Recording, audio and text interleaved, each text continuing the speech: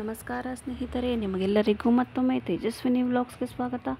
ಇವತ್ತಿನ ದಿನ ನಾನು ನಿಮಗೆ ಕಾಳುಳ್ಳಿ ಯಾವ ರೀತಿ ನಾನು ಮಾಡ್ತೀನಿ ಅಂತ ನಿಮಗೆ ತಿಳಿಸ್ತಾ ಹೋಗ್ತೀನಿ. ಹಾಗಾದರೆ ಬನ್ನಿ ಕಾಳುಳ್ಳಿ ಯಾವ ರೀತಿ ಮಾಡೋದು ಅಂತ ನೋಡ್ಕೊತಾ ಹೋಗೋಣ.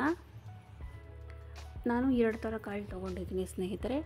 ಇದನ್ನು ರಾತ್ರಿ ಪೂರ್ತಿ ನೆನೆ ಹಾಕಿ ಬೆಳಗ್ಗೆ ಇದನ್ನು ನೀಟಾಗಿ ಚೆನ್ನಾಗಿ ತೊಳೆದು 1 ಲೋಟ ನೀರು ಹಾಕಿ 1-2 ವಿಜಿಲ್ ಕೂಗಿಸಿ ಇದನ್ನು ಇಟ್ಕೊಂಡಿದ್ದೀನಿ. ಈಗ ಬೇಯಿಸಿರುವಂಥ ಕಾಳಿಗೆ ನಾನು ತರಕಾರಿನ ಸೇರಿಸ್ಕೊತಾ ಇದ್ದೀನಿ. ಹುಳ್ಳಿಕಾಯಿ, ಬದನೆಕಾಯಿ, ಆಲೂಗೆಡ್ಡೆನ ನಾನು ತೊಗೊಂಡಿದ್ದೀನಿ.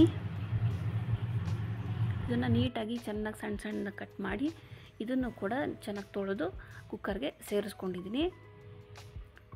ನೀವು ಬೇಕಾದರೆ ಇದಕ್ಕೆ ನೌಕೋಲ್ ಕೂಡ ಹಾಕೋಬಹುದು, ಚೆನ್ನಾಗಿರುತ್ತೆ. ತರಕಾರಿ ಹಾಕೋದ್ರಿಂದ ಕಾಳುಳ್ಳಿ ತುಂಬ ಟೇಸ್ಟ್ ಆಗಿರುತ್ತೆ. ಸೊ ಅದಕ್ಕೋಸ್ಕರ ಬರೀ ಕಾಳಿಂದೇ ಮಾಡಿದ್ರೆ ಅಷ್ಟೊಂದು ಚೆನ್ನಾಗಿರಲ್ಲ. ಸೊ ತರಕಾರಿನೂ ಕೂಡ ಸೇರಿಸ್ಕೊಳ್ಳಿ. ಈಗ ಇದಕ್ಕೇ 2 ಟೊಮೆಟೊನ ನೀಟಾಗಿ ತೊಳೆದು ಅದನ್ನು ಕೂಡ ಸೇರಿಸ್ಕೊತಾ ಇದ್ದೀನಿ. ಸೇರಿಸ್ಕೊಂಡು ರುಚಿಗೆ ತಕ್ಕಷ್ಟು ಉಪ್ಪು ಹಾಕ್ಕೊಳ್ಳಿ. ಉಪ್ಪು ಹಾಕ್ಕೊಂಡು 2 ವಿಜಿಲ್ ಕೂಗಿಸ್ಕೊಳ್ಳಿ. ಕಾಳು ಬೆಂದಿರುತ್ತೆ, ಇಲ್ಲ 1 ವಿಜಿಲ್ ಕೂಗಿಸ್ಕೊಳ್ಳಿ. ಈಗ ನಾವು ಮಿಕ್ಸಿ ಜಾರ್ ತೊಗೊಂಡಿದ್ದೀನಿ. ಈಗ ಇದನ್ನು ನಾನು ಖಾರಕ್ಕೆ ರೆಡಿ ಮಾಡ್ಕೊಳ್ಳೋಣ ಬನ್ನಿ. ಖಾರಕ್ಕೆ ಸ್ವಲ್ಪ ಕಾಯಿ, 1 ಹಿಡಿಯಷ್ಟು ಕಾಯಿ ತೊಗೊಂಡಿದ್ದೀನಿ. 1 ಹಿಡಿ ಇಲ್ಲ 1.5 ಹಿಡಿಯಷ್ಟು ತೊಗೊಂಡು ಇದಕ್ಕೆ ಸ್ವಲ್ಪ ಗಸಗಸೆ ಸೇರಿಸ್ಕೊಂಡಿದ್ದೀನಿ. ಗಸಗಸೆನೂ ಹಾಕ್ಕೊಂಡ್ಮೇಲೆ 1 ಅರ್ಧ ಹಸಿ ಈರುಳ್ಳಿನ ನಾನು ಸೇರಿಸ್ಕೊತಾ ಇದ್ದೀನಿ. ಯಾವುದೇ ಥರ ಹುರಿದಿಲ್ಲ, ಸ್ವಲ್ಪ ಹಸಿ ಈರುಳ್ಳಿ 1 ಅರ್ಧ. ಆಮೇಲೆ ಇನ್ನೊಂದು ಅರ್ಧ ಮುಕ್ಕಾಲಷ್ಟು ಎಣ್ಣೆಯಲ್ಲಿ ಫ್ರೈ ಮಾಡ್ಕೊಂಡಿರೋಂಥ ಹುರಿದಿರೋ ಈರುಳ್ಳಿನ ತೊಗೊಂಡಿದ್ದೀನಿ.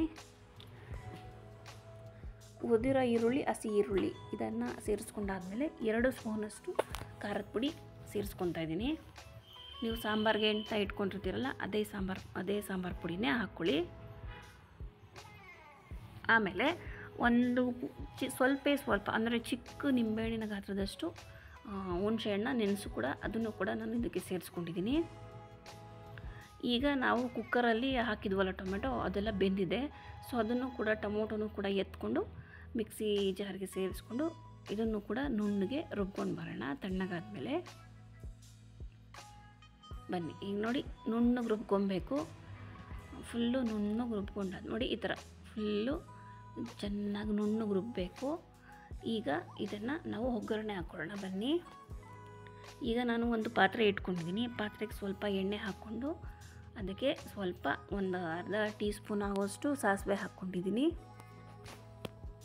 ಸಾಸಿವೆ ಸ್ವಲ್ಪ ಸಿಡಿಬೇಕು. ಚೆನ್ನಾಗಿ ಸಾಸಿವೆ ಸಿಡಿದಾದ್ಮೇಲೆ 1 ಕಡ್ಡಿಯಷ್ಟು ಕರ್ಬೇವಿನ ಸೊಪ್ಪನ್ನ ಸೇರಿಸ್ಕೊತಾ ಇದ್ದೀನಿ. ಆಮೇಲೆ 1 ಈರುಳ್ಳಿನ ಹಾಕ್ಕೊಂಡಿದ್ದೀನಿ.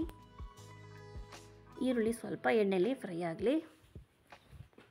ಈರುಳ್ಳಿನ ಚೆನ್ನಾಗಿ ಎಣ್ಣೆಯಲ್ಲಿ ಫ್ರೈ ಮಾಡಿದ್ಮೇಲೆ ನಾವು ರುಬ್ಬಿಟ್ಕೊಂಡಿದ್ವಲ್ಲ ಖಾರನ, ಅದನ್ನು ಇದಕ್ಕೆ ಸೇರಿಸ್ಕೋಬೇಕು.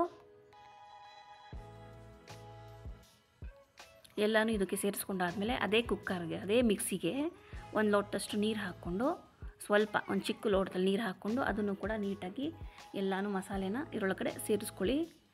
1 ನಿಮಿಷ ಮಸಾಲೆ ಈ ಒಗ್ಗರಣೆಯಲ್ಲೇ ಬೇಯಲಿ. ಆಮೇಲೆ ನಾವು ಬೇಯಿಸಿಟ್ಕೊಂಡಿರ್ತೀವಲ್ಲ ತರಕಾರಿ ಮತ್ತು ಕಾಳು, ಅದನ್ನು ಕೂಡ ಇದಕ್ಕೆ ಸೇರಿಸ್ಕೊಳ್ಳೋಣ. ಇದನ್ನೆಲ್ಲ ಸೇರಿಸ್ಕೊಂಡಾದ್ಮೇಲೆ ನೀಟಾಗಿ ಒಂದು ಸತಿ ಮಿಕ್ಸ್ ಮಾಡಿ. ಚೆನ್ನಾಗಿ ಒಂದ್ಸಲ ಮಿಕ್ಸ್ ಮಾಡಬೇಕು. ಮಸಾಲೆ ಎಲ್ಲ ಖಾರ ತರಕಾರಿಗೆಲ್ಲ ಮಿಕ್ಸ್ ಆಗೋ ಥರ ನೀಟಾಗಿ ಮಿಕ್ಸ್ ಆಗಿ ಇದು ಚೆನ್ನಾಗಿ ಇವಾಗ ಕುದಿಬೇಕು. ಕುದಿಯೋ ತನಕ ಚೆನ್ನಾಗಿ ಕುದಿಸಿ. ಸ್ವಲ್ಪ ನೀರು ಹಾಕ್ಕೊಳ್ಳಿ, ಜಾಸ್ತಿ ಹಾಕ್ಕೊಬೇಡಿ.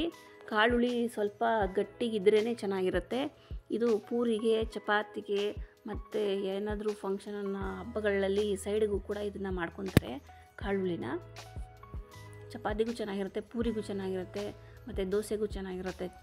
ಕಾಳುಳ್ಳಿ ಎಲ್ಲ ಥರ ಫಂಕ್ಷನ್ಗಳಲ್ಲಿ ಸೈಡ್ಗೂ ಕೂಡ ಇದನ್ನು ಮಾಡ್ಕೋಬಹುದು. ಉಪ್ಪು ನೋಡಿ ಹಾಕ್ಕೊಳ್ಳಿ.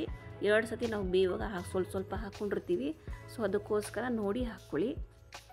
ಇದು ಚೆನ್ನಾಗಿ ಕುದ್ದ ಮೇಲೆ ಸರ್ವ್ ಮಾಡೋಕ್ಕೆ ರೆಡಿಯಾಗಿದೆ. ನೋಡಿದ್ರಲ್ಲ, ಇಷ್ಟೇ ಕಾಳುಳ್ಳಿ ರೆಡಿ ಆಯಿತು. ನೋಡಿದ್ರಲ್ಲ, ಈ ಕಾಳುಳ್ಳಿಯ ರೆಸಿಪಿ ನಿಮಗೆ ಇಷ್ಟ ಆದರೆ ಪ್ಲೀಸ್ ಒಂದು ಲೈಕ್ ಮಾಡಿ, ಶೇರ್ ಮಾಡಿ. ಹೇಗನ್ನಿಸ್ತು ಅಂತ ಕಮೆಂಟ್ ಮಾಡಿ. ಹಾಗೂ ಮೊದಲನೇ ಸತಿ ಯಾರು ನನ್ನ ವಿಡಿಯೋ ನೋಡ್ತಿದ್ದೀರಾ ಅವರು ಪ್ಲೀಸ್ ಸಬ್ಸ್ಕ್ರೈಬ್ ಮಾಡ್ಕೊಳ್ಳಿ.